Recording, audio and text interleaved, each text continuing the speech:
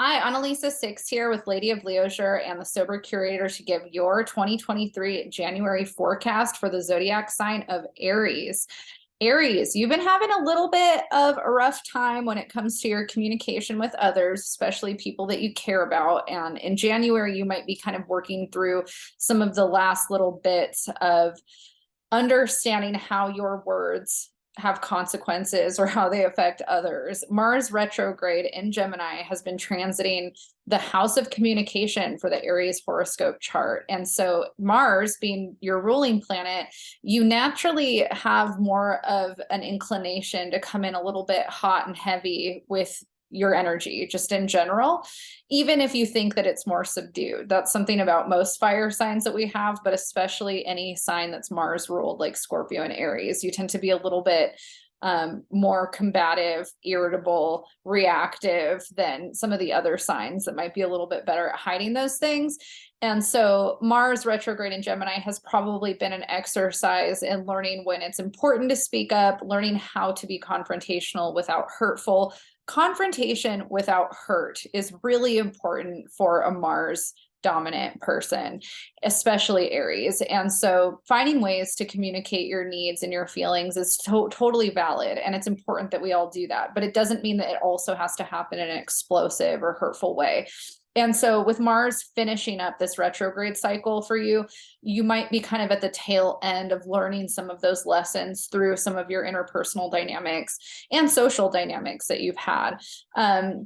Mercury has been retrograde since December 29th, and it's going to continue its retrograde cycle until the middle of January. For the exact dates, I included that in the January forecast, so I feel a little bit like I don't want to repeat all of those dates, so go back if you want those actual dates and look at the January forecast. But with Mercury retrograde, you've had Mercury retrograde in an area of the Aries horoscope chart that has to do with our relationships with groups of people and our community.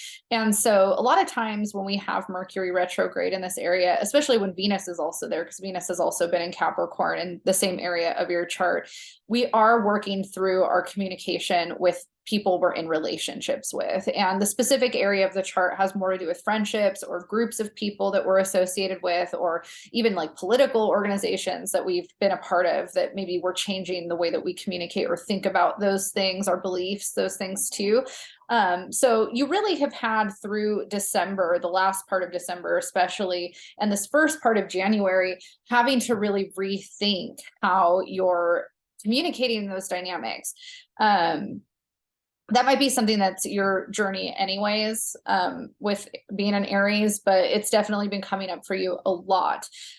Mercury stationing direct in the middle of the month and Mars stationing direct on the, I will give you this exact date, on the 12th. We're going to have a shadow period over the next week after that. So it really isn't going to be until the end of January that you're starting to feel like some of that tension or irritability or pressure starts to lift. And then once those planets station direct and they're out of their retrograde cycle, you might feel like you're finally getting out of some of that more internal conflict that you've seen coming out in your relationships. And again, you know, it's really important that you don't hold things in to where you feel the need to snap or be irritable or explode. It's really important for Aries to learn how to communicate in a grounded way, and Mercury and Capricorn can help us learn that. Capricorn is a more grounded energy. It's an earth energy. So Capricorn wants to speak straightforwardly, directly, but not necessarily in a reactive way. Capricorns can be reactive, but they want to take a more practical, pragmatic, grounded approach than a sign like Aries. And so Mercury and Capricorn is helping you do that.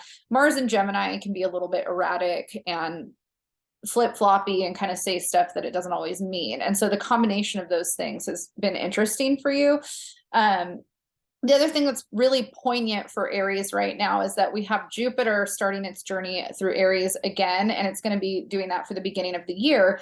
And so from basically the first day of January to the last day of January, we're going to have Jupiter within 1 and 5 degrees of Aries. And so you, Aries individual, look and see where 1 and 5 degrees of Aries is in your chart, and you're going to have the greater benefit, the good fortune energy of Jupiter transiting that part of your chart. And so this can be a really good time for building self-love, confidence, manifesting things that you want in your life. For the future, we do need to be mindful with retrograde planets when we're trying to manifest. It's not the best time to take action during retrogrades, but Jupiter, we might feel this sense of like, I'm ready to kind of come in and work on, you know, getting myself to that next level. So it's an auspicious energy for you in terms of your self-confidence, your identity, kind of the things that you want to build moving forward. Uranus is also going to be stationing direct on the 22nd, give or take a little bit of time there. And Uranus has been retrograde in Taurus. And so moving, you know, back through Taurus at 14 degrees and then coming back around some of these other areas of the chart. Uranus tends to kind of surprise us. And so when it's stationing, we can also kind of have some conflict or some unexpected surprises that we weren't necessarily anticipating. But, you know, sometimes those surprises can also be good. So it's not necessarily a negative energy either, but it's just something to kind of be mindful of in that way. The area that it's hitting for you specifically, Aries, it'll be a surprise probably with your work and financial endeavors. So it could be a surprise like, oh, here's money that I wasn't expecting. That's great. It could also be a surprise where you don't have money that you thought that you were going to have. So those kind of surprises happen when planets are going either into a retrograde or going back direct. We tend to have more of that action happening in that way. The last half of January, the last 12 days or so, we are moving into Aquarius season. And so the sun is going to be leaving Capricorn and hitting an area of the Aries horoscope chart that sheds a light on our relationships with others in our community. And so again, some of the things that you've been learning over the last month of how to communicate, how to connect, how to maybe progress upon relationships that you have in more group settings, the sun is coming here and lighting that up. And so you actually might feel very social. You might feel more of an inclination to want to connect with your community in whatever way that means to you. Let's see if there's anything else. We're going to talk about the moons for the month and where those are affecting you. So the first moon of the month is a full moon on January 6th at 16 degrees Cancer. And so where Cancer hits in the Aries horoscope, and again, I feel dumb for prefacing this usually, but you know, when we're doing horoscopes, we're calculating the chart for rising signs. So not only do you want to look at your sun sign, you also want to look at your rising sign. And so if you're Aries rising, this applies to you. And if you're Aries sun, this applies to you. But for the horoscope chart, Cancer, the full moon at 16 degrees Cancer is going to be influencing your house of home and family. And so in full moons, you know, we tend to have to reflect a lot on things that we want to release and let go of. And so there might be some family traditions that you are ready to either implement into your life or release into your life, depending on who you are.